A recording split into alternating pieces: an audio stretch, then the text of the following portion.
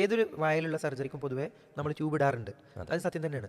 അപ്പോൾ അതൊരു ചെറിയൊരു അസ്വസ്ഥത ഉണ്ടാക്കും, ഭക്ഷണം കഴിക്കാൻ ചെറിയ ബുദ്ധിമുട്ടുകൾ ഉണ്ടാക്കും. ഇതാണ് അവരെ കൺസേൺ സാധാരണ പറയും. പക്ഷേ അതിൽ നമ്മൾ മനസ്സിലാക്കേണ്ടത് രോഗി എത്രത്തോളം നേരത്തെ വായിലൂടെ കഴിക്കാൻ തുടങ്ങുന്നോ അത്രത്തോളം നേരത്തെ നമ്മൾ ട്യൂബ് ഒഴിവാക്കും. അപ്പോൾ അതൊരു പെർമനന്റ് ആണോ എന്നുള്ള രീതിയിലൊക്കെ ആളുകൾ ചോദിക്കാറുണ്ട്. അത് ഒരിക്കലും അല്ല. അല്ല. അത് ഓക്കെ. അത് ഇപ്പോൾ താടിയലിൻ്റെ സർജറി ആണെങ്കിൽ അസ്സാം വലൈക്കും വറഹമത്തല്ലാഹി വബർക്കാത്തു. ബിസ്മില്ലാ അൽഹംദുലില്ലാ അസ്സലാത്തു വസ്സലാമു അലാ റസൂലില്ലാ വഅല ആലിഹി വസ്വബിഹി അജ്മഈൻ. പീസ് റേഡിയോ ആരോഗ്യ വിചാരത്തിൻ്റെ പുതിയൊരു എപ്പിസോഡിലേക്ക് ശ്രോതാക്കളെ ഹൃദ്യമായി സ്വാഗതം ചെയ്യുന്നു. നമ്മൾ കഴിഞ്ഞ ഒരു എപ്പിസോഡിൽ വായിലുണ്ടാവുന്ന അൾസറിനെ കുറിച്ച് സംസാരിച്ചിരുന്നു.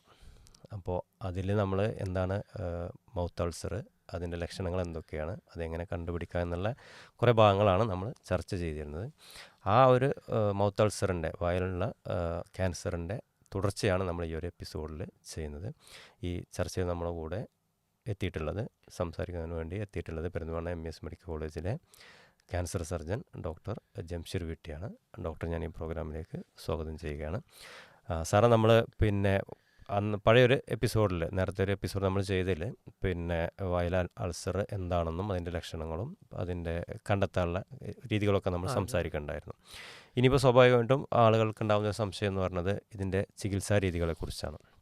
അപ്പോൾ നാക്കിൽ അല്ലെങ്കിൽ വായിൽ അൾസറുള്ള ആളുകൾക്ക് ഉചിതമായ ഏറ്റവും നല്ല ട്രീറ്റ്മെൻറ്റ് എന്താണെന്ന് പറയാമോ?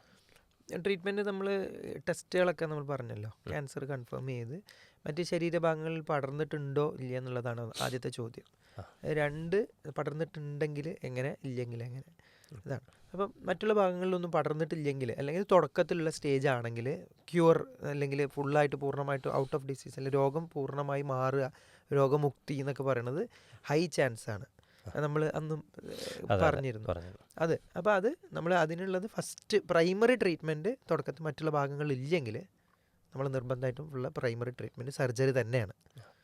അപ്പം അതൊരു സർജറി നമ്മൾ എന്താ പറയുക, നാവിലോ അല്ലെങ്കിൽ താടിയലിലോ അല്ലെങ്കിൽ ഒരു ഭാഗത്തൊക്കെ ആണെങ്കിൽ ആ ഭാഗം നമ്മളൊരു സർജറി ചെയ്യുമ്പോൾ പൊതുവേ ഒരു എത്രയാണ് ശരീരഭാഗത്തിൽ ഉൾപ്പെട്ടിട്ടുള്ളത് അതിൻ്റെ പുറത്തുകൂടെ കുറച്ച് നോർമൽ ടിഷ്യൂ നമ്മളെടുക്കും. ഓക്കെ. അപ്പോൾ ഇതിൽ ആളുകൾക്ക് സംശയം ഉണ്ടാവും, സർജറി തന്നെ വേണോ അതോ മറ്റെന്തെങ്കിലും മരുന്ന് കഴിക്കലോ അല്ലെങ്കിൽ വേറെ എന്തെങ്കിലും രീതിയിലുള്ള കീമോതെറാപ്പിയോ അങ്ങനെ എന്തെങ്കിലും ചെയ്താൽ പോരെ എന്നൊരു സംശയം ഉണ്ടാവും. അത് നമ്മൾ ജനറലി നമ്മൾ ഒട്ടുമിക്ക വായിലുള്ള ഹെഡ് ആൻഡ് നെക്ക് ക്യാൻസറിൻ്റെ കൂട്ടത്തിലാണ് നമ്മൾ ഇത് ഉൾപ്പെടുത്തി പറയുക. അപ്പോൾ അതിൽ നമുക്ക് ആക്സസിബിൾ ആയിട്ടുള്ള ചെയ്യാൻ പറ്റുന്ന സർജറി ചെയ്യാൻ പറ്റുന്ന സ്ഥലത്തൊക്കെ പ്രൈമറി ട്രീറ്റ്മെൻറ്റ് പൊതുവേ പറയുക സർജറി തന്നെയാണ്. ഏറ്റവും ഉചിതം അത് തന്നെയാണ്. ഇപ്പം നമ്മൾ നാവിൻ്റെ ബാക്ക് ഭാഗത്തൊക്കെ ആണെങ്കിൽ പലപ്പോഴും നമ്മൾ റേഡിയേഷനും കീമോ ഒക്കെ പറയാറുണ്ട്. അതിന് നല്ല ട്രീറ്റ്മെൻറ്റും നല്ല റെസ്പോൺസും ആണ്. അത് ഒരു കാരണം എന്ന് പറഞ്ഞു കഴിഞ്ഞാൽ റെസ്പോൺസ് ഉണ്ട് എന്നുള്ളതന്നെ. മറ്റൊരു കാരണം നമ്മൾ അതിൻ്റെ ആക്സസ് ഭയങ്കര ബാക്കിലാവുമ്പോൾ സർജിക്കലി നമുക്ക് കിട്ടാനുള്ള ബുദ്ധിമുട്ട് കുറച്ച് കൂടുതലാണ്. അപ്പോൾ ഇതാണ് ബേസിക്കലി സർജറി എന്ന് പറയുന്നത്. നമ്മൾ ആ നാവിൻ്റെ ഭാഗം ഒഴിവാക്കുക, അതിനോട് ബന്ധപ്പെട്ട് കഴുത്തിലെ കഴലകളിലൂടെ അതിന് കൂടെ സർജറി ചെയ്യും എന്നുള്ളത്. ഓക്കെ. ഈ കഴുത്തിലെ കഴലകളെ കുറിച്ച് പറയുമ്പോൾ നേരത്തെ എനിക്കൊന്ന് പഴയ എപ്പിസോഡിൽ നമ്മൾ ഡിസ്കസ് ചെയ്യുന്നത്. അപ്പോൾ ഈ കഴലകൾ എന്താണ് അല്ലെങ്കിൽ എങ്ങനെയാണ്? അപ്പോൾ സാധാരണ നമുക്ക് മുറിവൊക്കെ ഉണ്ടാക്കുമ്പോൾ കഴലകൾ വരിക എന്ന് പറയാറുണ്ട്. അപ്പോൾ അത് ഇതുമായി ബന്ധപ്പെട്ട് വരുന്നത് തന്നെയാണോ? അത് കഴുത്തിലെ കഴലകൾ എന്ന് പറഞ്ഞു കഴിഞ്ഞാൽ ക്യാൻസർ റിലേറ്റഡ് കഴലകളും ഉണ്ട്. ഇപ്പം നമ്മൾ സ്ഥിരം ഉണ്ടാവുന്ന കഴുത്തിലെ കഴലകൾ എന്ന് പറഞ്ഞു കഴിഞ്ഞാൽ നമ്മൾ പല്ലിലൊക്കെ ഇൻഫെക്ഷൻ ആയിട്ട് കഴല വീങ്ങി ഇതായിട്ടൊക്കെ വരും. അതേപോലെ നമ്മൾ കുട്ടികളിലൊക്കെ TB അങ്ങനെ ആയിട്ടുള്ള കാര്യങ്ങൾ, അല്ലെങ്കിൽ ബാക്കിയുള്ള വായല ഇൻഫെക്ഷന്, അങ്ങനത്തെ കാരണം കൊണ്ടൊക്കെ കടലുകൾ വരും. ഇതിനെ ഒന്നും നമ്മൾ ക്യാൻസറിൽ ഉൾപ്പെടുത്തി പേടിപ്പിക്കാനോ പാടില്ല ആളുകളെ. അപ്പം കഴുത്തിലെ കടലുകൾ ക്യാൻസറുമായി ബന്ധപ്പെട്ടിട്ടുള്ളതാണെങ്കിൽ നമ്മൾ അതിനോട് ബന്ധപ്പെട്ട് ആ കടലുകളോട് എടുക്കണം സർജറിയുടെ ഭാഗമായിട്ട്. അത് കടലുകൾ ഉണ്ടെങ്കിലും ഇല്ലെങ്കിലും എടുക്കുന്നത് നമ്മളെ ക്യൂർ റേറ്റിനെ കൂട്ടും. നമ്മൾ നാവിൽ ഉള്ളത് വളരെ ഏർലി ആണെങ്കിലും നമ്മൾ കടലുകളിലൂടെ സർജറി ചെയ്യും. അതിന് ഏറ്റവും ഭേദമാകാൻ ചാൻസ് കൂട്ടും. നമ്മൾ അതിന്റെ ക്യൂർ കൂട്ടാൻ വേണ്ടി, ക്യൂർ അല്ലെങ്കിൽ നമ്മൾ അസുഖം ഔട്ട് ഓഫ് ഡിസീസ് ആക്കാൻ വേണ്ടിയിട്ട്, രോഗമുക്തി അതന്നെ, അതിന് വേണ്ടി അസുഖത്തിൽ നിന്ന് പിന്തിരിഞ്ഞു പോരാനുള്ള ചാൻസ് കൂട്ടും എന്നുള്ളതാണ് മനസ്സിലാക്കുന്നത്. ഓക്കെ. അപ്പം നമ്മളിതിൻ്റെ തുടക്കത്തിൽ ഇപ്പോൾ നമ്മൾ സംസാരിച്ചു ശരീരത്തിൻ്റെ മറ്റു ഭാഗങ്ങളിൽ കണ്ടെത്തിയിട്ടില്ല എന്നുള്ള ഭാഗങ്ങളില്ലെങ്കിൽ ആണ് നമ്മൾ സർജറിയിലേക്ക് പോകുക എന്നുള്ളത്. അപ്പോൾ എനിക്ക് തോന്നുന്നത് നമ്മൾ ആ എപ്പിസോഡിനകത്ത് ടെസ്റ്റിൻ്റെ കാര്യം പറഞ്ഞിട്ടുണ്ടായിരുന്നു, ബയോപ്സി, അതുപോലെ സ്കാനിങ്ങിൻ്റെ കാര്യം പറഞ്ഞു. അപ്പോൾ ഈ സാധാരണ ക്യാൻസറിൽ എപ്പോഴും കേൾക്കുന്ന പെറ്റ് സ്കാനിങ് എന്നല്ലേ, അപ്പോൾ അതെന്താണെന്ന് ജസ്റ്റ് പറയാമോ നമുക്ക്? പെറ്റ് സ്കാൻ എന്ന് പറഞ്ഞു കഴിഞ്ഞാൽ നമ്മൾ ക്യാൻസർ കോശങ്ങൾ ക്യാൻസർ കോശങ്ങൾ, ഈ ക്യാൻസർ എന്ന് പറയുന്നത് തന്നെ നമുക്ക് ഒരു ശരീരത്തിൻ്റെ ഓരോ കോശവും ഇത്ര ദിവസം കഴിയുമ്പോൾ സ്വന്തം മരിച്ച് മറ്റൊരു കോശമായി മാറുക, മറ്റൊരു കോശം അവിടെ ഡെവലപ്പ് ചെയ്യാണ് ചെയ്യുക. അത് നമ്പറിനൊരു കണക്കുണ്ട്.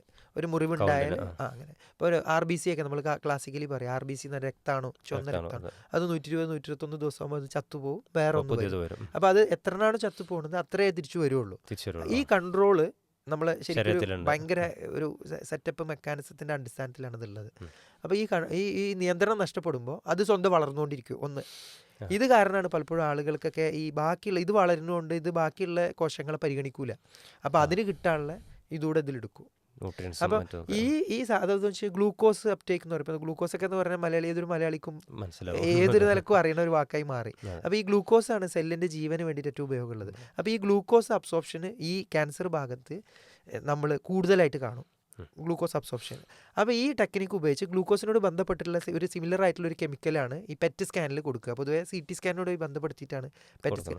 അപ്പോൾ ഈ ഭാഗത്ത് ഈ ക്യാൻസർ എവിടെയൊക്കെ പടർന്നിട്ടുണ്ടോ അവിടെയൊക്കെ ഗ്ലൂക്കോസ് അപ്ടേക്ക് കൂടും, അല്ലെങ്കിൽ ഗ്ലൂക്കോസിൻ്റെ ഉപയോഗം കൂടും. അപ്പോൾ അത് ഉപയോഗിച്ചുകൊണ്ടുള്ള ഒരു പ്രത്യേക ടെസ്റ്റാണ്. അതാണ് ബേസിക്കലി അതിനൊരു അഡ്വാൻറ്റേജ് എന്താണെന്ന് വെച്ച് കഴിഞ്ഞാൽ ഒരൊറ്റ ടെസ്റ്റിൽ നമുക്ക് ശരീരത്തിൽ വേറെ എവിടെയെങ്കിലും ഉണ്ടെന്നുള്ളത് അറിയാൻ പറ്റും. ഈ ഒരു ടെസ്റ്റ് ചെയ്യുന്നതോടുകൂടി ശരീരത്തിൻ്റെ ഏത് ഭാഗങ്ങളിലുണ്ടെങ്കിലും ഐഡൻറ്റിഫൈ ചെയ്യാൻ പറ്റുന്നതാണ്. ഓക്കെ. അപ്പോൾ സാറേ പിന്നെ സ്വാഭാവികമായിട്ട് നമുക്കുണ്ടാകുന്നൊരു സംശയം, ഇപ്പം ഇങ്ങനെ ക്യാൻസർ ആണെന്ന് വരുന്ന എല്ലാ പേഷ്യൻസും നമുക്കിത് ചെയ്യേണ്ട ആവശ്യമുണ്ടോ, അല്ലെങ്കിൽ അങ്ങനെ എടുത്തൂടെ ചെയ്തൂടെ? അതെന്ന് വെച്ച് കഴിഞ്ഞാൽ പല രോഗികൾ അനാവശ്യമായിട്ട് നമ്മളോട് അവരൊരു ബേസിക് പരിചയത്തിൻ്റെ അടിസ്ഥാനത്തിലായിരിക്കും നമ്മളും പരിശ്രമിക്കുന്നത് രോഗിനെ രക്ഷപ്പെടുത്താനാണ്, അവരും ആഗ്രഹിക്കുന്നത് അതാണ്. പക്ഷെ അവർ വന്നിട്ട് നമ്മളോട് ഇങ്ങനെ ചോദിക്കും പെറ്റ് ചെയ്യേണ്ടേ, പെറ്റ് ചെയ്യാൻ. പല പെറ്റ് ഫസ്റ്റ് ഓഫ് ഓൾ ഭയങ്കര കോസ്റ്റ്ലിയാണ്. ഒന്ന് ഒരു സാധാരണ ടെസ്റ്റിന് 4000-5000 രൂപയൊക്കെയാണ് വരികയെങ്കിൽ ജനറലി ഇതിന് പെറ്റ് 15,000 മുതൽ 25,000 വരെയുള്ള റേഞ്ചിലാണ് വരിക. ഒന്ന്. രണ്ടാമത് കോസ്റ്റ്ലി ആണെങ്കിലും നമ്മളൊരാളെ ജീവൻ രക്ഷിക്കാൻ നമ്മൾ ചെയ്യണം, സത്യം തന്നെയാണ്. പക്ഷേ പലപ്പോഴും സാധാ CT സ്കാൻ എടുത്താൽ മതിയാവുമായിരിക്കും. അത് തന്നെ ബാക്കിയുള്ള സെറ്റ് പെറ്റിൻ്റെ റിസൾട്ട്. ഇനി മൂന്നാമതെന്ന് പറഞ്ഞാൽ പല ഇൻഫെക്ഷൻസ്, ഇപ്പോൾ TB, പഴുപ്പ്, ഇതിലൊക്കെ പെറ്റ് നെഗറ്റീവ്, പെറ്റ് ആൾക്ക് രോഗം ഇല്ലെങ്കിലും ഉണ്ടെന്ന് കാണിക്കും. ഇനി ചില ക്യാൻസറിൽ പെറ്റിൽ രോഗം ഉണ്ടെങ്കിലും കാണിക്കൂല. അത് പെറ്റ് എല്ലാം തികഞ്ഞ ഒന്നാണ് എന്നുള്ളത് നമ്മളൊരു മിഥ്യാധാരണ മാത്രമാണ്. ഒരു ഭയങ്കര ആളുകൾ പേടിച്ച് അനാവശ്യമായിട്ട് ചെയ്തുകൊണ്ടിരിക്കുന്ന ടെസ്റ്റ്. അപ്പോൾ നമുക്ക് ഇതിന് മനസ്സിലാക്കാൻ പറ്റുക ശരീരത്തിന്റെ ഏത് ഭാഗത്താണ് അല്ലെങ്കിൽ എന്ത് കാരണം കൊണ്ട് വന്നതാണെന്നൊക്കെ നോക്കിയിട്ടാണ് പെറ്റിലേക്ക് നമ്മളൊരു ബേസിക്കലി അതൊരു ഡിസിഷൻ ക്ലിനിഷ്യന്റെ ആണെങ്കിലും നമ്മൾ പലപ്പോഴും പെറ്റ് എഴുതുന്ന ആളുകളെ സമാധാനിപ്പിക്കാനും കൂടിയാണ്. പക്ഷെ അത് ഒരു പലപ്പോഴും അനാവശ്യം ആവാറുണ്ട്. സമയം, പൈസ, പിന്നെ പെറ്റ് സ്കാൻ എല്ലായിടത്തും അവൈലബിൾ അല്ല. അങ്ങനത്തെ കുറേ കാര്യങ്ങളുണ്ട്. സ്വാഭാവികമായിട്ടും ആളുകൾ പിന്നെ അത് ക്യാൻസർ ആണെന്ന് അല്ലെങ്കിൽ ക്യാൻസർ ആണെന്ന് ഭയപ്പെട്ടതുകൊണ്ടായിരിക്കാം OP-ലൊക്കെ വരുമ്പോൾ പറയുന്നില്ല. പലപ്പോഴും പറയാറുണ്ട്. അതിൽ ചിലത് അനാവശ്യം. നമ്മൾ തന്നെ ബേസിക്കലി നമ്മൾ ഇൻഡിക്കേറ്റഡ് കേസിന് നമ്മൾ നിർബന്ധമായിട്ട് പെറ്റ് സ്കാൻ ദൂരെയാണെങ്കിലും അവൈലബിൾ അല്ലെങ്കിലും നിർബന്ധമായ കേസുകൾ നമ്മൾ നിർബന്ധമായിട്ട് വിടാറുണ്ട്. നമ്മളെ ഉത്തരവാദിത്തമാണ് അത്. അപ്പോൾ സാർ നമ്മൾ പറഞ്ഞ് സ്റ്റാർട്ടിങ്ങിൽ വന്നിരുന്നത് പിന്നെ അതിൻ്റെ ട്രീറ്റ്മെൻറ്റിനെ കുറിച്ചായിരുന്നു. അപ്പോൾ അതിൽ നിന്ന് പിന്നെ നമ്മൾ ഇതിൽ പെറ്റിലേക്കും മറ്റ് സംശയങ്ങൾ സാധാരണ ഉണ്ടാകുന്നതിലേക്ക് പോയതാണ്. അപ്പോൾ സർജറിയാണ് പ്രൈമറി നമ്മൾ നിർദ്ദേശിക്കാറെന്ന് സാറ് പറഞ്ഞു. അപ്പോൾ സ്വാഭാവികമായിട്ടും സർജറി എന്ന് കേൾക്കുമ്പോൾ തന്നെ ആളുകൾ കുറേ ആശങ്കകളുണ്ടാവും, പേടിയുണ്ടാവും ഉള്ളിൽ. കാരണം ഇപ്പോൾ നാവിൻ്റെ ഭാഗത്താണ് അല്ലെങ്കിൽ പിന്നെ വായിൽ കവിളിൻ്റെ ഭാഗത്തൊക്കെ ആണെങ്കിൽ അവിടെ സർജറി ചെയ്താൽ മുഖത്തിൻ്റെ ഷേപ്പ് മാറിപ്പോവില്ലേ, അല്ലെങ്കിൽ ഭക്ഷണം കഴിക്കാൻ, അങ്ങനെ സംസാരിക്കാൻ, അങ്ങനെ ഭയങ്കര ജീവിതത്തിൽ ഒരുപാട് പ്രയാസങ്ങൾ ഉണ്ടാവില്ലേ, അല്ലെങ്കിൽ അതുപോലത്തെ കുറേ ആശങ്കകളുണ്ടാവും. എന്താണ് അവരോട് പറയാനുള്ളത്? സർജറി എന്ന് പറഞ്ഞു കഴിഞ്ഞാൽ ഒന്നാമത് ആളെ ബോധം കെടുത്തും, പിന്നെ ആൾ ഓർമ്മ ഉണ്ടാവില്ല, അനസ്തീഷ്യ കൊടുത്തു, ഇങ്ങനെയൊക്കെയുള്ള കാരണങ്ങൾ. ഒന്ന് ഇപ്പം ഈ പറഞ്ഞ പോലെ ഹെഡ് ആൻഡ് നെക്ക്, അല്ലെങ്കിൽ ഇപ്പം നമ്മൾ ഈ പറഞ്ഞ വായ, നാവ്, താടിയല്, ഇതിൻ്റെയൊക്കെ ക്യാൻസറിൽ നമ്മൾ ആളുകൾ പേടിക്കണമെന്ന് വെച്ചാൽ രൂപഭംഗിയിൽ മാറ്റങ്ങൾ വരൂലേ എന്നുള്ളത്. രണ്ട് കാര്യങ്ങളാണ് അതിൽ. ഒന്നെന്ന് പറഞ്ഞു കഴിഞ്ഞാൽ പലപ്പോഴും അവർക്ക് പിന്നെ ഒരു കാരണം പറയില്ലെന്ന് പറഞ്ഞു കഴിഞ്ഞാൽ ഒരു ഭക്ഷണം കഴിക്കാൻ ബുദ്ധിമുട്ടുണ്ടാവുമോ, സംസാരിക്കാൻ ബുദ്ധിമുട്ട്, ഇങ്ങനത്തെ കൺസേൺ കൊണ്ട് അവർ സർജറിക്ക് ഭയങ്കരമായിട്ട് മടിക്കും. അപ്പോൾ അതിൽ നമ്മൾ മനസ്സിലാക്കുന്നത് വെച്ച് കഴിഞ്ഞാൽ ഇന്ന് ഏർലി ടങ്ങാണെങ്കിൽ ഇപ്പം നമ്മൾ ആദ്യം സ്ഥിരമായിട്ട് നമുക്ക് ക്യാൻസറിൽ എന്നും ഏത് ക്യാൻസറിലും പറയണതാണ് ഏർലി എന്നുള്ള വാർഡ് പെട്ടെന്ന് കണ്ടുപിടിക്കുക, ട്രീറ്റ് ചെയ്യുകയാണെങ്കിൽ നമുക്കൊന്നും സംഭവിക്കില്ല. ഒന്ന്. രണ്ടാമത് നമ്മൾ റീകൺസ്ട്രക്ഷൻ പ്രൊസീജിയേഴ്സ്, പ്ലാസ്റ്റിക് സർജറി പോലുള്ള മെത്തേഡുകൾ ഉപയോഗിച്ച് നമുക്കത് എന്ത് ചെയ്യാൻ പറ്റും, തിരിച്ചു പിടിക്കാൻ പറ്റും. പിന്നെ വായക്കുള്ളിലെ ക്യാൻസർ ആണെങ്കിൽ പലപ്പോഴും നമ്മൾ വായിലൂടെ ഒന്നുകിൽ വായന് നേരെ ഉള്ളിലൂടെ അല്ലെങ്കിൽ കഴുത്തിലൂടെയാണ് നമ്മൾ പലപ്പോഴും സർജറി ചെയ്യുക. വായ ഇവിടെ ഫുള്ള് മുറിച്ചിട്ട് ആ രീതിയിൽ അടയാളങ്ങൾ ഉണ്ടാക്കുന്ന രീതിയിൽ നമ്മൾ പരമാവധി നമ്മൾ ഒഴിവാക്കും. അപ്പോൾ ഇതൊക്കെ കാരണങ്ങൾ കൊണ്ട് ഇത് നമ്മളെ പേടി അനാവശ്യമാണെന്നാണ്. ശരിക്കും പിന്നെ സർജറി ചെയ്താൽ തിരിച്ചു വരാനുള്ള സാധ്യത, അതായത് പിന്നെ രോഗത്തിൽ നിന്നും തിരിച്ചു വരാനുള്ള സാധ്യത സാധ്യത വളരെ കൂടുതലാണ്. കൂടുതലാണ്. അതുകൊണ്ടാണ് നമ്മളെ മുഖത്തിന്റെ രൂപം പലപ്പോഴും ബുദ്ധിമുട്ടുണ്ടാവുന്ന ആളുകൾ കുറഞ്ഞ ശതമാനം നമ്മളുണ്ട്, ഇല്ല എന്നല്ല. അതെ പക്ഷെ നമ്മൾ മനസ്സിലാക്കേണ്ടത് രൂപത്തിലും ഭംഗിയിലും ഒക്കെ ഉപരി നമ്മളെ ജീവനും ജീവന് നമ്മളെ അതെ ഇതാണ് ഇമ്പോർട്ടൻസ് ഇമ്പോർട്ടൻ്റ് കൊടുക്കുക എന്നുള്ളതാണ്.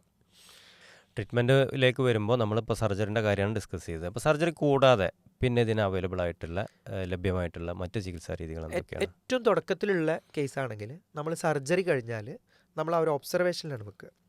ഓക്കെ, അതൊന്ന്.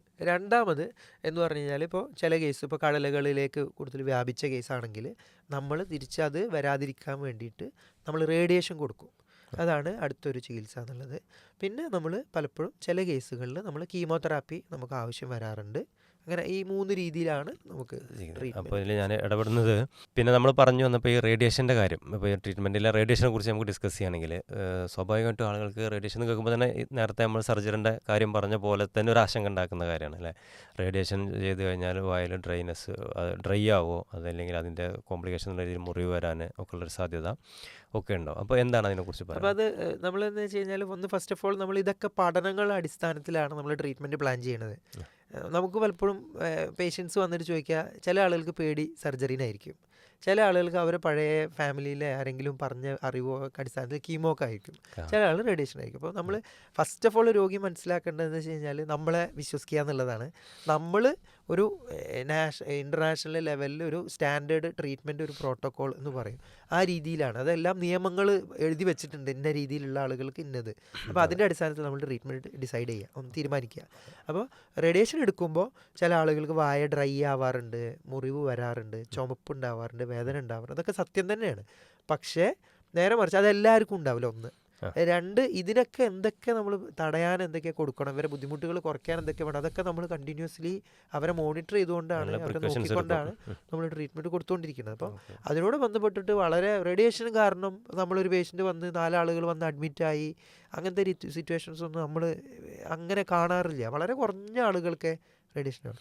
പിന്നെ അതുപോലെ റേഡിയേഷനിൽ നമ്മളെ ബാക്കിയുള്ള ടെക്നോളജികളിൽ ഇമ്പ്രൂവ്മെൻ്റ് ഉള്ള പോലെ റേഡിയേഷനിലും അതിൻ്റെ രീതിയിലുള്ള മാറ്റങ്ങളുണ്ട്. കറക്റ്റ് ആ പോയിന്റിന് മാത്രം റേഡിയേഷൻ കൊടുക്കുന്ന സെറ്റപ്പുകൾ അവൈലബിൾ ആണ്. അങ്ങനത്തെ കാര്യങ്ങളൊക്കെ ഉണ്ട്. ഓക്കെ, അപ്പോൾ പിന്നെ സാർ പറഞ്ഞത് ഞാൻ ഒന്നുകൂടി എടുത്ത് പറയുകയാണ്. കാരണം ഫസ്റ്റ് നമുക്ക് വേണ്ടത് നമ്മളൊരു ഡോക്ടറെ അടുത്ത് പോയി കൺസൾട്ട് ചെയ്യുമ്പോൾ ആ ഡോക്ടറുള്ള വിശ്വാസമാണ്. കാരണം ഈ ഡോക്ടർക്ക് എൻ്റെ അസുഖത്തിന് പറ്റിയ കൃത്യമായ ട്രീറ്റ്മെൻറ്റ് തരാൻ കഴിയുമെന്നുള്ള വിശ്വാസമാണ്. ആരെയെന്നുള്ളത് അവർക്ക് ചിന്തിച്ച് തീരുമാനിക്കാം. പക്ഷേ ഒരിക്കൽ തീരുമാനിച്ചു കഴിഞ്ഞാൽ പിന്നെ ക്യാൻസർ എന്ന് പറയുമ്പോൾ തന്നെ ആളുകൾ അങ്ങോട്ടും ഇങ്ങോട്ടും ഓടും. അത് തീരുമാനിക്കട്ടെ, പല ആളുകൾ പല അഭിപ്രായം പറഞ്ഞിട്ട് അതിൻ്റെ പിന്നാലെ പോകും. അവർക്ക് തീരുമാനിച്ചു കഴിഞ്ഞാൽ പിന്നെ അവിടെ നിന്ന് അവരെ വിശ്വസിച്ച് അവർ പറയുന്നത് റേഡിയേഷൻ ആണെങ്കിൽ റേഡിയേഷൻ, എന്നുള്ള രീതിയിൽ സർജറി. അതായത് അപ്പോൾ ട്രീറ്റ്മെൻറ്റ് എടുക്കുന്ന ഡോക്ടറെ നമ്മൾ വിശ്വാസത്തിൽ എടുക്കുക എന്നുള്ളതാണ്. പിന്നെ സാറ് സൂചിപ്പിച്ച പോലെ തന്നെ ഏതൊരു ഡോക്ടറാണെങ്കിലും ഇൻ്റർനാഷണൽ സ്റ്റാൻഡേർഡ് അതിനൊരു ആ ഒരു ട്രീറ്റ്മെൻറ്റ്, ആ രോഗത്തിനൊരു ട്രീറ്റ്മെൻറ്റ് ഉണ്ടാവുമല്ലോ, ഒരു ചികിത്സ ഉണ്ടാവും. അതാണ് അവരതിൽ ഇംപ്ലിമെൻറ്റ് ചെയ്യുക. ബാക്കിയുള്ള ഇപ്പോൾ നമുക്ക് പലപ്പോഴും ഉണ്ടാവുന്നത്, ഇപ്പോൾ നമ്മൾ ഫീവർ, പനി വരുമ്പോൾ നമ്മൾ പാരസിറ്റമോൾ കൂടെ ഓരോ ഡോക്ടേഴ്സ് ഓരോ ആൻറ്റിബയോട്ടിക് എഴുതുക. അതെ. പക്ഷേ കീമോതെറാപ്പി അല്ലെങ്കിൽ സർജറി പൊതുവെ അങ്ങനെ ചെയ്യാൻ നമുക്ക് പറ്റൂല. നമുക്കത് നമ്മളെ കൈ കെട്ടിയിട്ട പോലെയാണ്. നമുക്ക് നിയമങ്ങളുണ്ട്, അതനുസരിച്ചേ മുന്നോട്ട് നീക്കാൻ പാടുള്ളൂ. അപ്പോൾ ആളുകൾക്ക് മനസ്സിലാക്കാൻ പറ്റും. നമ്മൾ സാറേ സംസാരം തന്നെ കൃത്യമായിട്ട് അത് ബോധ്യപ്പെടും. നമ്മൾ ട്രീറ്റ്മെൻറ്റ് പോകുമ്പോൾ ഡോക്ടർ വിശ്വാസത്തിലെടുക്കുന്നു, ആ ഡോക്ടർ ആള് പിന്നെ സയന്റിഫിക് ആയിട്ട് പഠിച്ച കാര്യങ്ങൾ വെച്ചിട്ടാണ് നമുക്ക് യൂണിവേഴ്സൽ സെയിം ആണ് ട്രീറ്റ്മെന്റ്. പൊതുവെ ചില കാര്യങ്ങൾ മാത്രമേ ഒരു ഓപ്ഷൻസ് ഉണ്ടാവില്ല, എ ഓർ ബി. ബാക്കിയുള്ളതൊക്കെ നമുക്ക് സ്ട്രിക്ട്ലി നമ്മളൊന്ന് ഫോളോ ചെയ്തേ പറ്റൂ, അങ്ങനെ ഉണ്ടാവും. അപ്പോൾ റേഡിയേഷൻ്റെ കാര്യത്തിലും നമ്മൾ പേടിക്കേണ്ട ആവശ്യമില്ല. റേഡിയേഷൻ ആവശ്യമായി വരുന്ന പേഷ്യൻറ്റിനോ അല്ലെങ്കിൽ അങ്ങനത്തെ അസുഖങ്ങൾക്കാണ് ഒരു ഡോക്ടർ റേഡിയേഷൻ നിർദ്ദേശിക്കുന്നുള്ളൂ എന്നുള്ളതാണ് നമുക്ക് മനസ്സിലാക്കുന്നത്. ഇനി കീമോയിലേക്ക് വരുമ്പോഴും സെയിം ആണ് അല്ലേ? കീമോയിലേക്ക് വരുമ്പോഴും ആളുകൾക്ക് ഇതുപോലെ മുടിയൊക്കെ കൊഴിഞ്ഞു പോവോ അല്ലെങ്കിൽ ഭയങ്കര ക്ഷീണം ഉണ്ടാവും എന്നൊക്കെ ഉള്ളൊരു സാധാരണ പറഞ്ഞു. കീമോ എന്ന് പറഞ്ഞാൽ നല്ലൊരു ശതമാനം കീമോതെറാപ്പി മരുന്നിന് മുടി കൊഴിയൂല. ഒന്ന്. രണ്ടാമത് അതിൽ തന്നെ നല്ലൊരു 90-95+ ആളുകൾക്ക് അത് സ്ഥിരമായിട്ടുള്ള മുടി കൊഴിച്ചിൽ ഉണ്ടാവില്ല. അതൊരു 2 ആഴ്ചയൊക്കെ കൂടുമ്പോൾ നമ്മൾ മരുന്ന് തുടങ്ങി 2 ആഴ്ചയിലൊക്കെ ചില ആളുകൾക്ക് മുടി കൊഴിഞ്ഞ് തുടങ്ങാറുണ്ട്. ട്രീറ്റ്മെൻറ്റ് നിർത്തി ഒരു 2-3 മാസത്തിൽ നല്ല രീതിയിൽ മുടി വളർന്നു തുടങ്ങും. പിന്നെ അതുപോലെ അതൊരു 6 മന്ത് ആകുമ്പോൾ നമുക്ക് മനസ്സിലാവുക പോലും ഇല്ല, നോർമൽ ഇതിലേക്ക് തന്നെ എത്തി വരുന്നുള്ളതാണ്. അപ്പോൾ ഇതിൽ പിന്നെ രണ്ടും റേഡിയേഷൻ്റെ കാര്യത്തിലാണെങ്കിലും ഇപ്പോൾ കീമോൻ്റെ കാര്യത്തിൽ സാർ പറഞ്ഞു അപ്ഡേഷൻസ് വന്നുകൊണ്ടിരിക്കുന്നുണ്ട് അല്ലേ? അഡ്വാൻസ്ഡ് ഇതിൻ്റെ കാര്യങ്ങൾ വന്നുകൊണ്ട് തന്നെ പഴയ നിങ്ങൾ പറഞ്ഞ പോലെ ഒരു 10-20 കൊല്ലം മുന്നേ ഒരാൾ കീമോതെറാപ്പി ചെയ്തിട്ടുണ്ടായ അനുഭവം അല്ല ഇപ്പോൾ കീമോതെറാപ്പി ചെയ്യുന്ന ഓരോ സാഹചര്യം. ടെസ്റ്റ് ഓരോ കീമോ എടുക്കുമ്പോഴും അതിനോട് ബന്ധപ്പെട്ടിട്ട് ഇപ്പോൾ ലിവറിലൊക്കെ ചെറിയ വ്യത്യാസങ്ങൾ വരും, അതെ. അല്ലെങ്കിൽ കൗണ്ടിൽ വ്യത്യാസം, ഇതൊക്കെ നമ്മൾ വിജിലൻ്റ് ആയിട്ട് നമുക്ക് അറിയാതെ ദിവസമാണ് ടെസ്റ്റ് ചെയ്യേണ്ടതുള്ളത്. മെഡിക്കൽ ഓങ്കോളജിസ്റ്റ് പ്ലാൻ ചെയ്ത് ഒബ്സർവ് ചെയ്തിട്ടാണ് ചെയ്തിട്ടാണ് നമ്മൾ അവരെ കൊണ്ട് കൂടെ പോവുക കൂടെ ചെയ്യുക പോകുന്നത്. ട്രീറ്റ്മെന്റ് അതുപോലെ തന്നെ അതിനുവേണ്ട പ്രിക്കോഷൻസ് എടുക്കുന്നുണ്ട്. എടുത്തുകൊണ്ടിരിക്കും. പരമാവധി കോംപ്ലിക്കേഷൻസ് ഒഴിവാക്കേണ്ടതായ രീതിയിലുള്ള പ്രിക്കോഷൻസ് എടുത്ത് പോകുന്നത് മനസ്സിലാക്കാം. പിന്നെ ഈ സർജറിയിലേക്ക് ഞാനൊരു തിരിച്ചു പോവാണ്. ചികിത്സിച്ച് കഴിഞ്ഞാൽ സാധാരണ ചികിത്സേൻ്റെ സമയത്ത് സാധാരണ പേഷ്യൻ്റ് മൂക്കിലൊക്കെ ട്യൂബ് ഇടണം, ഫീഡിങ് ട്യൂബ് കാണാം. അപ്പോൾ ഇത് പിന്നീട് കണ്ടിന്യൂ ചെയ്യേണ്ടി വരുമോ, അല്ലെങ്കിൽ എത്ര കാലം കഴിഞ്ഞാൽ അത് റിമൂവ് ചെയ്യുക? അല്ലെങ്കിൽ അത് സാധാരണ നാവിലുള്ള ആളുകൾക്ക് നമ്മൾ ഏതൊരു വായിലുള്ള സർജറിക്കും പൊതുവേ നമ്മൾ ട്യൂബ് ഇടാറുണ്ട്. അത് സത്യം തന്നെയാണ്. അപ്പോൾ അതൊരു ചെറിയൊരു അസ്വസ്ഥത ഉണ്ടാക്കും, ഭക്ഷണം കഴിക്കാൻ ചെറിയ ബുദ്ധിമുട്ടുകൾ ഉണ്ടാക്കും. ഇതാണ് അവരെ കൺസേൺ സാധാരണ പറയും. പക്ഷേ അതിൽ നമ്മൾ മനസ്സിലാക്കേണ്ടത് രോഗി എത്രത്തോളം നേരത്തെ വായിലൂടെ കഴിക്കാൻ തുടങ്ങുന്നോ അത്രത്തോളം നേരത്തെ നമ്മൾ ട്യൂബ് ഒഴിവാക്കും. അപ്പോൾ അതൊരു പെർമനൻ്റ് ആണോ എന്നുള്ള രീതിയിലൊക്കെ ആളുകൾ ചോദിക്കാറുണ്ട്. അത് ഒരിക്കലും അല്ല. ഓക്കെ. അത് ഇപ്പോൾ താടിയലിൻ്റെ സർജറി ആണെങ്കിൽ നമ്മൾ പലപ്പോഴും അടുത്ത ദിവസം തന്നെ വെള്ളം തുടങ്ങും. അപ്പോൾ ഒരു 2-3 ചവക്കാതെ ദിവസം കഴിക്കാൻ പറ്റുന്ന വെള്ളം, ജ്യൂസ് 2-3 ദിവസത്തിൽ തുടങ്ങും. അപ്പോൾ അത് പേഷ്യൻ്റ് പല ആളുകളും ഒരു എസ്പെഷ്യലി ഈ സ്മോക്കേഴ്സൊക്കെ ആണെങ്കിൽ ചെറുപ്പക്കാരായിരിക്കും, അവർ പക്ഷേ ഇത് ഉൾക്കൊള്ളും. നമ്മൾ നല്ല പ്രായ ആളുകൾ പോലെയല്ല, അവർ ഉൾക്കൊള്ളുകൊണ്ട് നമുക്ക് പല്ലോഴും എന്ത് ചെയ്യാൻ പറ്റാറുണ്ട്, പെട്ടെന്ന് അവർക്ക് ഉഷാറായി കഴിഞ്ഞാൽ നമ്മൾ എടുക്കും. ലിക്വിഡ് മതി, നമുക്ക് കഞ്ഞി ആയാലും അല്ലെങ്കിൽ അതുപോലത്തെ ലൈറ്റ് ജ്യൂസുള്ള കാര്യങ്ങളൊക്കെ ആണെങ്കിൽ നമുക്ക് മൂക്കിലെ ട്യൂബ് എടുക്കാനും അവരെ അസ്വസ്ഥതകളിൽ നിന്ന് പുറത്തിറക്കാനും പറ്റും. അതുപോലെ തന്നെ സംസാരിക്കാനൊക്കെ നാവിലൊക്കെ ചെറിയ സർജറി ആണെങ്കിൽ സംസാരിക്കാൻ ചെറിയൊരു വ്യത്യാസം, വളരെ വളരെ ചെറിയൊരു മൈന്യൂട്ട്, വലിയ നമ്മൾ ഡോക്ടേഴ്സിനൊക്കെ ഒരു പക്ഷേ മനസ്സിലാവും ഇവർക്ക് എന്തോ സർജറി ചെയ്തു, അല്ലാതെ സാധാരണ ഒരാൾക്ക് മനസ്സിലാവുന്ന രീതിയിലൊന്നും ഏർലി ആണെങ്കിൽ ഉണ്ടാവില്ല. വലുതാണെങ്കിൽ നമ്മൾ ഫ്ലാപ്പ് പ്ലാസ്റ്റിക് സർജറി മുന്നേ പറഞ്ഞ പോലെ ചെയ്തു കഴിഞ്ഞാൽ നല്ലൊരു മാറ്റം വരും, അതിൻ്റെ ഒരു ഇമ്പ്രൂവ്മെൻറ്റ് കിട്ടും. ഓക്കെ. അപ്പോൾ പിന്നെ ആളുകളുണ്ടാവുന്ന സംശയം, ഇത് എത്ര ദിവസം ഹോസ്പിറ്റലൈസേഷൻ വേണ്ടി എന്നുള്ളത്, നമ്മൾ എത്ര ദിവസം അഡ്മിറ്റായി കിടക്കണം എന്നുള്ളൊരു സംശയം. അത് കീമോ ആണെങ്കിൽ സർജറി ആണെങ്കിൽ പൊതുവേ നമ്മളൊരു 1 വീക്ക് വരെയൊക്കെ മാക്സിമം ഉണ്ടാവും. ഒരു 5 ഡേയ്സിലൊക്കെ നാവിൻ്റെ ഒക്കെ ചെറിയ സർജറി 4-5 ദിവസമൊക്കെ നമ്മൾ സർജറി കഴിഞ്ഞ് ഡിസ്ചാർജ് ആവും. വലിയ രീതിയിലാണെങ്കിൽ ഒരു 1 വീക്ക് 8 ഡേയ്സ് 9 ഡേയ്സിലൊക്കെ മാക്സിമം ഉണ്ടാവും. അതിനോട് തുടർച്ചയായിട്ട് വരുന്ന ആശങ്കകളാണ്. ഇത് കഴിഞ്ഞപ്പോൾ നമ്മളൊരു ദൈനംദിന ജീവിതത്തിലേക്ക് തിരിച്ചെത്താം. ഇപ്പോൾ ജോലി ചെയ്യുന്ന ഒരു വ്യക്തിയാണെങ്കിൽ അയാൾക്ക് ജോലിക്ക് പോകാനൊക്കെ ട്രീറ്റ്മെന്റ് കംപ്ലീറ്റ് ആയി കഴിഞ്ഞാൽ സർജറി ആണെങ്കിൽ സർജറി, റേഡിയേഷൻ പലപ്പോഴും OPD ബേസിസിലാണ് ചെയ്യുക. അങ്ങനെ അത് കഴിഞ്ഞ് നമ്മൾ ആ ഒരു ഇമ്മീഡിയറ്റ് ഒരു ചെറിയൊരു ബുദ്ധിമുട്ടുണ്ടാവുമല്ലോ, അത് കഴിഞ്ഞാൽ നമ്മളെ ആളുകൾ നമ്മൾ പരമാവധി നേരത്തെ അവരെ ജോലിയിലേക്ക് പറഞ്ഞു വിടുകയാണ് ചെയ്യുക. അവരും മാനസികമായിട്ട് ക്യാൻസർ എന്നുള്ള രീതിയിൽ നിന്നൊക്കെ മാറി ഞാൻ ജോലി ചെയ്യാൻ പ്രാപ്തനായി എന്നുള്ള രീതിയിലൊക്കെ ഫിറ്റ്നസ് അവർക്കൊരു കോൺഫിഡൻസ് വരും. നമ്മൾ പരമാവധി നേരത്തെ അവരെ തള്ളി വിടുകയാണ് ചെയ്യുക ജോലിയിലേക്ക്. അതുപോലെ യാത്രകൾക്കൊന്നും ബുദ്ധിമുട്ടൊന്നും പ്രത്യേകിച്ച് വലിയ ബുദ്ധിമുട്ട്, കീമോ എടുത്ത് ഇൻഫെക്ഷൻ വരാനുള്ള ആ ഒരു പീരീഡ് ഉണ്ടാവില്ല കീമോതെറാപ്പി, ആ സമയത്ത് മാത്രം ഒന്ന് ശ്രദ്ധിക്കാൻ പറയുന്നല്ലാതെ മറ്റുള്ള സമയത്ത് നമ്മൾ യാത്ര വലിയ ചെറിയ രീതിയിലുള്ള കാര്യങ്ങൾക്കൊന്നും ഒരു ബുദ്ധിമുട്ടുമില്ല. ഓക്കെ. ദൈനംദിന ജീവിതങ്ങളിൽ എല്ലാ കാര്യങ്ങളും ചെയ്യുന്നതിന് വരുന്നില്ല എന്നുള്ളതാണ്. ഓക്കെ. ഇപ്പം നമ്മൾ ദൈനംദിന ജീവിതത്തിലേക്ക് തിരിച്ചു പോകുന്ന കാര്യത്തെക്കുറിച്ച് പറഞ്ഞു. അപ്പോൾ പിന്നെ ഇതിൻ്റെ ഒരു തുടർച്ച നിലയിൽ കടുത്ത വേദനകൾ ഉണ്ടാവാനുള്ള സാധ്യത ഉണ്ടോ, അല്ലെങ്കിൽ വേദനയിൽ നിന്ന് പെട്ടെന്ന് മുക്തമാകാനുള്ള സാധ്യത? ക്യാൻസർ എന്നുള്ള രീതിയിൽ നമ്മൾ ട്രീറ്റ് ചെയ്യുമ്പോൾ തന്നെ നമ്മൾ അവർക്ക് നല്ല രീതിയിലുള്ള പെയിൻ റിലീഫിനുള്ള മെത്തേഡുകൾ നമ്മൾ ഇന്ന് പല മരുന്നുകൾ അവൈലബിൾ ആണ്. അപ്പോൾ നമ്മൾ അതിനനുസരിച്ച് കൊടുത്ത് അവരെ കൂട്ടി കൊണ്ടുപോകുക എന്നുള്ള രീതിയിൽ നമ്മൾ ചെയ്യുക, നല്ല രീതിയിൽ കൊടുക്കും. അപ്പോൾ ഫസ്റ്റ് 2 days 3 days ഒക്കെ നല്ല രീതിയിൽ പെയിൻ്റെ റിലീഫ് കൊടുത്തു കഴിഞ്ഞാൽ അവരും കോൺഫിഡൻസ് നമ്മൾ ചികിത്സയോട് ഒന്ന് അവർ മാനസികമായിട്ട് ഒന്ന് ഉൾക്കൊള്ളും. അപ്പോൾ അത് ഒരു മാക്സിമം ഒരു 1 വീക്ക് കൊണ്ട് തന്നെ നമ്മൾ ഫുള്ള് ടാബ്ലറ്റ് ആക്കി മാറ്റും. അപ്പോൾ പിന്നത്തെ ഒരാഴ്ചയും കൂടെ ടാബ്ലറ്റ് കൊടുത്തു കഴിഞ്ഞാൽ പിന്നെ നമ്മൾ സാധാരണ വേദനയ്ക്ക് ഒന്നും കൊടുക്കേണ്ട ആവശ്യം വരാറില്ല. സർജറി ആണെങ്കിൽ വേദന പിന്നെ ഹോസ്പിറ്റലൈസേഷൻ കഴിഞ്ഞ് തിരിച്ച് വീട്ടിലേക്ക് പോകുമ്പോൾ തന്നെ അധികം വേദന ഇഞ്ചക്ഷൻ ഒക്കെ മാറി പിന്നെ ഓറൽസ് ഗുളികളിലേക്ക് കഴിക്കാൻ പറ്റുന്ന ആളുകൾക്ക് ഗുളികളായിട്ട് കൊടുക്കുക, അല്ലെങ്കിൽ ചെറിയ പാച്ചോ വേദനക്കുള്ള സ്റ്റിക്കർ പോലത്തെ പാച്ചുകളൊക്കെ ഒട്ടിച്ച് ഒരു പരമാവധി റിലീഫ് കൊടുത്തിട്ടാണ് തിരിച്ചു വിടുന്നത്. ഓക്കെ. പിന്നെ സാധാരണ ഇപ്പോൾ നമുക്കറിയാം പലപ്പോഴും രോഗികൾ അല്ലെങ്കിൽ സമൂഹത്തിലുള്ളൊരു സംശയം എന്ന് പറഞ്ഞാൽ ഒരിക്കൽ ഒരു ക്യാൻസറിൻ്റെ ട്രീറ്റ്മെൻറ്റ് എടുത്തു കഴിഞ്ഞാൽ പിന്നെ ജീവിതകാലം മുഴുവൻ ഇയാൾ ഹോസ്പിറ്റലിൽ കൂടി നടക്കണം, ഡോക്ടർ പിന്നാലെ നടക്കണം എന്നുള്ള ഒരു മിഥ്യാധാരണ ഉണ്ട്. യാഥാർത്ഥ്യത്തിൽ അതിന് ഒരു 2 സൈഡ് ഉണ്ട്. ബേസിക്കലി നമ്മൾ അറ്റ്ലീസ്റ്റ് ഒരു 3 മാസം കൂടുമ്പോഴുള്ള ഒരു വിസിറ്റ് നമ്മൾ പറയാം, ഫോളോ അപ്പ്. പക്ഷെ നമ്മൾ പലപ്പോഴും ചിന്തിക്കേണ്ടത് നമ്മൾ BP ഉള്ള ആളുകൾ അല്ലെങ്കിൽ ഹാർട്ട് അറ്റാക്ക് അല്ലെങ്കിൽ കൊളസ്ട്രോൾ ഉള്ള ആളുകൾ മന്ത്ലി ഷുഗർ ഉള്ള ആൾ എല്ലാ മാസവും നമ്മൾ പോയി ഡോക്ടറെ കാണുമല്ലോ. നമ്മളത് അറ്റ്ലീസ്റ്റ് നമ്മൾ സാധാരണ തുടക്കത്തിൽ 3 മാസം കൂടുമ്പോൾ 2 മാസം കൂടുമ്പോഴാണ് നമ്മൾ വിളിക്കുക. അപ്പോൾ അത് നമുക്ക് പിന്നെ ക്യാൻസർ വരാൻ മറ്റുള്ള അസുഖം പോലെയല്ല, ക്യാൻസർ തിരിച്ചു വരാനുള്ള സാധ്യത നമുക്ക് തള്ളിക്കളയാൻ പറ്റൂല. അപ്പോൾ അത് ഏർലി ഡിറ്റക്ഷൻ അതിന് ഭയങ്കരമായ റോളുണ്ട്. തുടക്കത്തിൽ കണ്ടെത്തുക, വീണ്ടും അതിന് പ്രോപ്പറായിട്ട് ട്രീറ്റ് ചെയ്യുക. അപ്പോൾ അത് നമ്മൾ അവർക്ക് വേണ്ടി നമ്മൾ ആ രോഗീനെ നമ്മൾ കൂടുതൽ കെയർ ചെയ്യുന്നു എന്നുള്ളത് വേണം അത് മനസ്സിലാക്കാൻ. അപ്പോൾ അത് പിന്നെ സാറ് സൂചിപ്പിച്ച പോലെ തന്നെ നമ്മൾ ഡയബറ്റിക് പേഷ്യൻ്റ് ചെയ്യണോ അല്ലെ ഹൈപ്പർ ടെൻഷന് ആ രീതിയിൽ നമ്മൾ ചിന്തിക്കാൻ പാടുള്ളൂ. അത് അത്രയും സിമ്പിൾ ആണ് എന്ന് ഞാൻ പറയൂല, പക്ഷെ അതേ രീതിയിൽ എടുത്ത് ഫീൽഡിൽ എടുത്താൽ മതി എന്നുള്ളതാണ് പാടുള്ളൂ. ഇനി രണ്ടാമത്തെ ഒരു കാര്യം, ഇപ്പോൾ നമ്മൾ മൗത്ത് അൾസറിൻ്റെ ട്രീറ്റ്മെൻറ്റ് നമ്മൾ എടുത്തു കഴിഞ്ഞു, പക്ഷേ ആ വ്യക്തിക്ക് തന്നെ മൗത്ത് അൾസർ വരാതെ ശരീരത്തിൻ്റെ മറ്റൊരു ഭാഗത്ത് ക്യാൻസർ വരാനുള്ള സാധ്യത ഉണ്ടോ? അത് പൊതുവേ നമ്മൾ വരിക എന്ന് പറഞ്ഞു കഴിഞ്ഞാൽ ഈ സ്മോക്കേഴ്സ് അങ്ങനെയുള്ള ആളുകൾ അല്ലെങ്കിൽ ആൽക്കഹോൾ അങ്ങനത്തെ ഒക്കെ യൂസ് ചെയ്യുന്ന ആളുകൾക്ക് വായയിലൊക്കെ ഉണ്ടായിക്കഴിഞ്ഞാൽ അന്നനാളത്തിലോ വയറിലൊക്കെ പലപ്പോഴും കാണാറുണ്ട്. അപ്പോൾ അതിന് പ്രോപ്പറായിട്ട് നമ്മൾ ടെസ്റ്റുകൾ ചെയ്ത് പോവുക എന്നുള്ളതാണ് അതിൻ്റെ ഒരു ഇത്.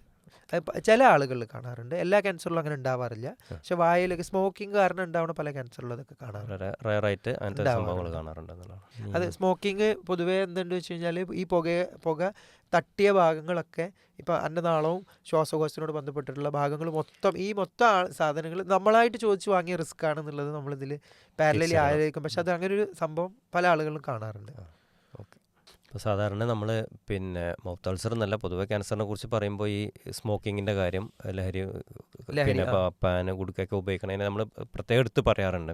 അപ്പോൾ പലപ്പോഴും ഇതിന് ഉള്ള ആളുകൂടെ നമ്മൾ സംസാരിക്കുമ്പോൾ അവരും പറയാം അവരെ കൊണ്ട് പറ്റുന്നില്ല എന്നുള്ളതാണ്. എനിക്കതിൽ നിന്ന് തിരിച്ചു പോരാൻ പറ്റുന്നില്ല, മനസ്സുകൊണ്ടൊക്കെ വിചാരിച്ചാലും 2 ദിവസമൊക്കെ ആകുമ്പോഴേക്ക് വീണ്ടും അതിലേക്ക് തന്നെ തിരിച്ചു പോകുന്നതാണ്. അപ്പോൾ അങ്ങനത്തെ ആളുകൾക്ക് ഇത്തരം ഒരു അസുഖം ഉണ്ടായിട്ട് പിന്നെ അവർക്ക് അത് അങ്ങനത്തെ ഒരു ടെൻഡൻസി വന്നാൽ എന്താ ചെയ്യാൻ പറ്റുന്നുള്ളൂ? നമുക്ക് പറയാനുള്ളത് എന്താ വെച്ച് കഴിഞ്ഞാൽ, ഇവർക്ക് ഒരു കാര്യം എന്ന് പറഞ്ഞു കഴിഞ്ഞാൽ ഇതിൽ നിക്കോട്ടിനാണ് അഡിക്ഷൻ. സ്മോക്കിങ്ങിൽ നിക്കോട്ടിൻ എന്ന് പറഞ്ഞൊരു കെമിക്കൽ ഉണ്ട്, അതൊരു അഡിക്ഷൻ ഉണ്ടാക്കുന്ന സാധനമാണ്. പക്ഷെ ഇതിന് കൂടെ നമ്മൾ പല ഫോർമാൽഡിഹൈഡ് ഉണ്ട്, ബെൻസീൻ ഉണ്ട്. ഫോർമാൽഡിഹൈഡ് എന്നൊക്കെ പറഞ്ഞാൽ നമ്മൾ ഡെഡ് ബോഡിയൊക്കെ കീപ്പ് ചെയ്യുന്ന ഒരു കെമിക്കലാണ്. അതേപോലെ ബെൻസീൻ എന്ന് പറയുന്ന സാധനമുണ്ട്, അത് നമ്മൾ ഈ ഇൻഡസ്ട്രികളിലൊക്കെ യൂസ് ചെയ്യുന്ന സാധനങ്ങൾ. ഇങ്ങനെ ഭയങ്കര ഇതൊക്കെ ടോക്സിക് കെമിക്കൽസ് ആണെന്നുള്ളത് ഓൾറെഡി എസ്റ്റാബ്ലിഷ്ഡ് ആണ്. ഈ സാധനങ്ങൾ സ്മോക്കിങ്ങിൽ കൂടെ കയറ്റുന്നതുകൊണ്ടാണ് ഈ പ്രശ്നങ്ങളൊക്കെ ഉണ്ടാവുന്നത്. പിന്നെ അതുപോലെ സ്ഥിരമായിട്ട് ശ്വാസമുട്ട് ഇങ്ങനത്തെ കാര്യങ്ങളൊക്കെ ഉണ്ട്. അപ്പോൾ ഇവർ എസ്പെഷ്യലി ക്യാൻസർ കണ്ടുപിടിച്ച ആളുകൾ ഇമ്മീഡിയറ്റ്ലി ഫുൾ സ്റ്റോപ്പ് ഇടണം. അത് അവരെ തുടർന്നുള്ള ഈ ക്യാൻസർ ചികിത്സക്ക് അതിനുശേഷമുള്ള ഓപ്പറേഷന് ഇതിൻ്റെ ഒക്കെ സക്സസ് റേറ്റ് കൂട്ടുകയാണ് ചെയ്യുക, ഇത് നിർത്തുന്നതോട് കൂടെ. പിന്നെ അതുപോലെ തിരിച്ച് ഇപ്പം നമ്മൾ നേരത്തെ പറഞ്ഞ പോലെയൊക്കെ ക്യാൻസർ തിരിച്ച് മറ്റുള്ള ഭാഗങ്ങളിലൂടെ ക്യാൻസർ വരാനുള്ള ഇതിനെ കെമിക്കൽസിനെ നമ്മൾ ഉള്ളിലേക്ക് വലിച്ചെടുക്കുകയാണ് സ്മോക്കിങ്ങിലൂടെ ചെയ്യുക. നിർബന്ധമായിട്ട് അവർ അത് സ്റ്റോപ്പ് ചെയ്യണം. അത് മറ്റുള്ള ക്യാൻസർ തടയുന്നത് പോലെ തന്നെ ഈ ട്രീറ്റ്മെൻറ്റിന് പോലും ഭയങ്കരമായിട്ട് ഹെൽപ്പ് ചെയ്യും നമ്മളെ ട്രീറ്റ്മെൻറ്റ് സക്സസ്ഫുൾ ആക്കാൻ. അപ്പോൾ പിന്നെ നമുക്ക് ആളോട് പറയാനുള്ളത്, അങ്ങനത്തെ ഒരു സാഹചര്യത്തിൽ ഒരിക്കലും പിന്നീട് നിങ്ങൾ അതിലേക്ക് തിരിച്ചു പോകരുത്. എത്രയും അവരോട് മാത്രമല്ല, ഇത് ഉപയോഗിച്ചുകൊണ്ടിരിക്കുക മനുഷ്യന്മാർക്ക് ഉണ്ടാക്കുന്ന ഒരു നല്ലൊരു ശതമാനം, ഒരു 25%, ഒരു 40% എന്തോ ഒരു കണക്കുണ്ട്. അത് എക്സാക്റ്റ് എനിക്ക് ഓർമ്മയില്ല. പക്ഷെ അത്രയും ഒരേ ഒരു കാരണക്കാരൻ സ്മോക്കിങ്ങും ആൽക്കഹോളിസും ആണ്. അപ്പോൾ അത് നമ്മളായിട്ട് വിഷം ചോദിച്ച് നമ്മളായിട്ട് രോഗം വാങ്ങണ ഇത് ക്യാൻസർ മാത്രമല്ല, മറ്റുള്ള പല ഹാർട്ട് അറ്റാക്കിനായാലും മറ്റുള്ളതായാലും ജീവിതശൈലി രോഗങ്ങൾ, ശ്വാസം മുട്ട്, ഇതിലൊക്കെ വില്ലനാണ് ഇപ്പം ഈ പറഞ്ഞ നല്ലൊരു പങ്കാണ് ഷുഗർ ഉണ്ടാക്കാൻ, അത് ലിവർ ഫെയിലിയർ, അങ്ങനെ കുറേ കാരണങ്ങൾ ഒന്നിച്ച്. ഓക്കെ. ഇത് കൂടാതെ എന്തെങ്കിലും പിന്നീട് ട്രീറ്റ്മെൻറ്റിന് ശേഷം ജീവിതശൈലിയിൽ ശ്രദ്ധിക്കേണ്ടതുണ്ടോ? നമ്മൾ വെയിറ്റ് പ്രോപ്പറായിട്ട് മെയിൻറ്റെയിൻ ചെയ്യുക, ഭക്ഷണം നല്ല രീതിയിൽ കഴിക്കുക, എല്ലാ രീതിയിലുള്ള വെജിറ്റബിൾസ്, ഫ്രൂട്ട്സ് ഇത് ഇൻക്ലൂഡ് ചെയ്യുക, ഇങ്ങനെയുള്ള കാര്യം, ലൈറ്റ് എക്സസൈസ് ചെയ്യുക, ഒരു മനസ്സിൻ്റെ ഒരു സന്തോഷത്തിന് ഇതേപോലെ ചെറിയ ലൈറ്റായിട്ട് നമ്മൾ കറങ്ങാൻ പോവുക, ഫാമിലീൻ്റെ കൂടെ സ്പെൻഡ് ചെയ്യുക, അങ്ങനത്തെ കാര്യങ്ങൾ പ്ലസ് പ്രോപ്പറായിട്ടുള്ള ഫോളോ അപ്പ്, ഇതാണ് നമുക്ക് ചെയ്യാനുള്ളത്. അപ്പോൾ നമ്മൾ പിന്നെ നമ്മുടെ സമയം അവസാനിക്കാതിരിക്കുകയാണ്. അപ്പോൾ ഈ ഒരു എപ്പിസോഡ് അവസാനിക്കുമ്പോൾ, അല്ലെങ്കിൽ നമ്മുടെ ഈ ഒരു ഡിസ്കഷൻ ചർച്ച ഇവിടെ അവസാനിക്കുന്ന സമയത്ത് താങ്കളൊരു ക്യാൻസർ സർജൻ എന്നുള്ള രീതിയിൽ സമൂഹത്തിന് കൊടുക്കാൻ പറ്റുന്ന സന്ദേശം എന്താണ്? വായയിലെ ക്യാൻസറിൻ്റെ ഏറ്റവും വലിയ വില്ലൻ എന്ന് പറയുന്നത് സ്മോക്കിങ്, അല്ലെങ്കിൽ പുകയിലേൻ്റെ പല രൂപത്തിലുള്ള പുകയില, 2 ആൽക്കഹോൾസ്, ഇത് രണ്ടും കൂടി ഒന്നിച്ച് പ്രവർത്തിച്ചിട്ട് വളരെ മോശമായ രീതിയിലുള്ള സിറ്റുവേഷൻ ഉണ്ടാക്കണം. അപ്പോൾ ഇതൊന്നും നമ്മൾ പുറത്തിറങ്ങുക, അല്ലെങ്കിൽ ഈ ഒരു ഹാബിറ്റ് മുതൽ 0 ആക്കും എന്നുള്ളൊരു പ്രതിജ്ഞ നമ്മൾ എടുക്കുകയാണ് ഇതിൽ നമുക്ക് ആകെ ചെയ്യാനുള്ളത്. പിന്നെ നല്ല രീതിയിൽ നമ്മൾ എന്തെങ്കിലും സംശയങ്ങൾ ഉണ്ടെങ്കിൽ നമ്മൾ ആദ്യം തന്നെ ഒരു നിയറസ്റ്റ് വീട്ടിൻ്റെ നേരെ അടുത്തുള്ള ഡെൻറ്റിസ്റ്റോ അല്ലെങ്കിൽ ENT ഡോക്ടറെ കണ്ട് അത് പ്രശ്നങ്ങളില്ല എന്നുള്ള ഉറപ്പിക്കുക, അത് മാത്രമേ ഉള്ളൂ. ഓക്കെ, അപ്പോൾ നമുക്ക് ചുരുക്കി ഇങ്ങനെ പറയാം, വായിലെ ഒരു പുണ്ണിനെ നമുക്ക് പേടിക്കേണ്ടതില്ല, ഭയപ്പെടേണ്ടതില്ല. ഒരിക്കലും ഇല്ല. നമ്മൾ അത് പുണ്ണ് കോമൺ ആണ്. ഫുഡ് ഇതിനെ അതെ പേടിക്കണ്ട. പിന്നെ പുണ്ണ് കോമൺ ആണ്. പിന്നെ അതുമല്ല ഫസ്റ്റ് എപ്പിസോഡിൽ നമ്മൾ സൂചിപ്പിച്ചിരുന്നു, പിന്നെ അങ്ങനെ 2 ആഴ്ചയിൽ കൂടുതൽ വേദന ഇല്ലാത്ത മുറിവുണ്ടെങ്കിൽ നമ്മൾ തൊട്ടടുത്തുള്ള ഡെൻറ്റിസ്റ്റിനെയോ അല്ലെങ്കിൽ ENT അല്ലെങ്കിൽ മറ്റൊരു ഫിസിഷ്യനെ കാണിച്ചാലോ അതിൻ്റെ കാര്യങ്ങൾ ചോദിച്ചറിഞ്ഞ് അവർ അഡ്വൈസ് പ്രകാരം നമ്മൾ അടുത്ത സ്റ്റെപ്പിലേക്ക് മുന്നോട്ട് പോകുന്നുള്ളത്. എപ്പോഴും ശ്രദ്ധിക്കേണ്ടത്, നേരത്തെ കണ്ടെത്തിയാൽ ക്യൂർ ആവാനുള്ള സാധ്യത കൂടുതലാണ്. ഭയങ്കര അതെ, പെട്ടെന്ന് തന്നെ അതിൽ നിന്ന് നമുക്ക് രോഗാവസ്ഥയിൽ നിന്ന് തിരിച്ചു പോരാൻ കഴിയുമെന്നുള്ളതാണ്. അപ്പോൾ അത് എല്ലാ ആളുകളും, ഈ ഒരു എപ്പിസോഡ് കേൾക്കുന്ന ആളുകൾ പ്രത്യേകം ശ്രദ്ധിക്കണം. നമുക്ക് നമ്മൾ അടുത്ത അല്ലെങ്കിൽ കുടുംബങ്ങളിലോ സുഹൃത്തുക്കളിലോ ഒക്കെ ഇങ്ങനത്തെ അവസ്ഥകൾ കാണുമ്പോൾ നമുക്ക് അവരോട് അഡ്വൈസ് ചെയ്ത് കൊടുക്കാൻ പറ്റും. ഈ ഒരു ക്യാൻസറിനെ എപ്പോഴും ആദ്യം കണ്ടെത്തുക എന്നുള്ളതാണ് ക്യാൻസറിൻ്റെ ഇമ്പോർട്ടൻറ്റ് അല്ലേ. ഫസ്റ്റ് സ്റ്റേജിൽ കണ്ടെത്തി കഴിഞ്ഞാൽ നമുക്ക് ഫസ്റ്റ് തന്നെ അതിന് ട്രീറ്റ്മെൻറ്റ് തുടങ്ങി തിരിച്ചെത്താമെന്നുള്ളതാണ്. അപ്പോൾ നമ്മുടെ ഈ ഒരു എപ്പിസോഡ് ഇവിടെ അവസാനിക്കുകയാണ്. മൗത്ത് അൾസറിനെ കുറിച്ചായിരുന്നു നമ്മളെ ഒരു ഡിസ്കഷൻ ഉണ്ടായിരുന്നത്. ചർച്ചയിൽ നമ്മുടെ കൂടെ പങ്കെടുത്തത് പെരിന്തൽമണ്ണ MS മെഡിക്കൽ കോളേജിലെ ക്യാൻസർ സർജൻ ഡോക്ടർ ജംഷീർ വീട്ടിയായിരുന്നു. സാർക്ക് നന്ദി അറിയിക്കുന്നു. അസ്സലാമു അലൈക്കും വറഹ്മത്തുള്ളാഹി വബറകാതുഹു.